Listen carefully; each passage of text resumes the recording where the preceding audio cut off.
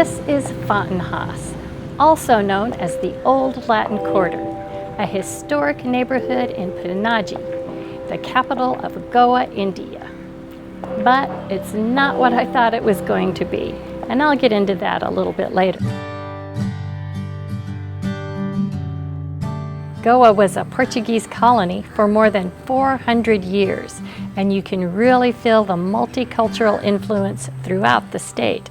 Fontainhas maintains that Portuguese influence mainly through its architecture, beautiful winding streets, churches, and old villas. Recognized as a UNESCO World Heritage Zone, this is where you can feel the most vibrant remnants of the Portuguese influence, along with its painful history. Built in the 1700s and 1800s, these historic homes were originally painted yellow, blue, and green with red tiled roofs. It was also mandated by law that urban residents had to repaint their house every single year right after the monsoon. And that tradition remains today, and just look at the results. All right, I'm gonna have to stop right here. As with all of our videos, before coming here we did a lot of research on the history and the architecture. And I knew what type of video I wanted to make. But unfortunately, I'm not gonna be able to do that, and I'm gonna tell you why. So while out exploring the Fontainhas neighborhood, I noticed a few signs that said no photography and no video. I thought, no big deal, I don't want to film anywhere that they don't want me to. So I just kept walking. But the more I walked around, the more of these signs I noticed. And it actually became difficult to find a spot where I could film. I tend to keep my distance anyway, and don't film directly on private property. I finally just gave up and went back to my hotel room to do some investigation. And it seems that in the last couple of years, some tourists looking for that perfect shot for their wedding photos, Instagram, or other social media have become more than just a nuisance to local residents. I read several articles where tourists have gone inside fenced yards, opened up front doors and walked inside homes, peered through windows, and even hovered drones outside second-story windows, which is usually someone's bedroom or bathroom. Well, some of the residents have had enough.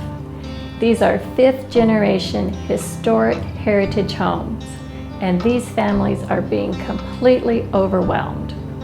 I think this might be a case of a few bad apples ruining it for everybody else. There are signs posted around town with some basic rules that seem easy enough to follow. And while I'm not trying to tell anybody else what to do, I think we can all have beautiful looking social media accounts without becoming a nuisance.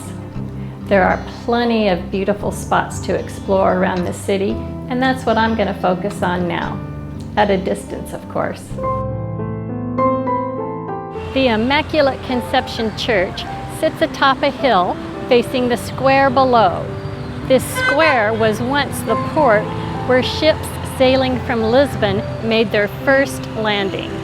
Where I am standing now, the water actually came up to here, but over the years it has been built up and fortified. A chapel was first built here in 1541 to serve the religious needs of the Portuguese sailors making their first port of call in colonial Portuguese India. What is notable about this church is its beautiful Baroque architecture and its bell tower containing the second largest bell in Goa. This tall central bell tower has led to this church being known as the Crown of Panaji. I'm just about to start up Altino Hill to see the majestic Maruti temple. This temple is dedicated to Hanuman, the monkey god. The small statue of Hanuman was hidden here in the 1500s when the Portuguese destroyed all the Hindu temples in Goa in order to promote Christianity. Devotees came here and offered their prayers in secret. And then in 1934, this beautiful temple was built here on top of the hill. It draws devotees and tourists alike. You can still view the original statue of Hanuman through a small doorway. So I just came out of the Maruti temple and it was wonderful. Of course, all Hindu temples are free to enter and there's no photography inside. But I did get to see the Hanuman statue. It is in a silver alcove kept behind glass, very fascinating. And this is one of the nicest Hindu temples I've ever been in. They're all very sparsely decorated, but highly polished. This one was extremely nice. And you know, not being able to film in the Fontainhas neighborhood has actually been a blessing in disguise, because it's made me get out and explore and find so many more beautiful things that are definitely worth visiting in Panaji. And there is plenty of stunning architecture to be found outside of the residential areas, as well as some nice green spaces and monuments, including the Azad Maidan, a unique memorial honoring those who died fighting for the liberation of Goa.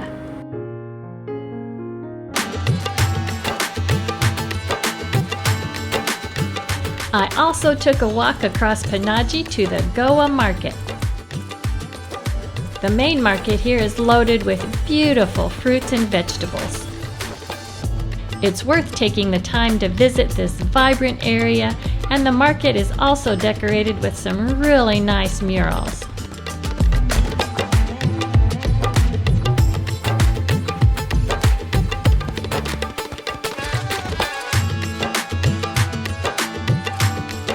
So the big question is, should you still consider coming to Panaji? Of course you should.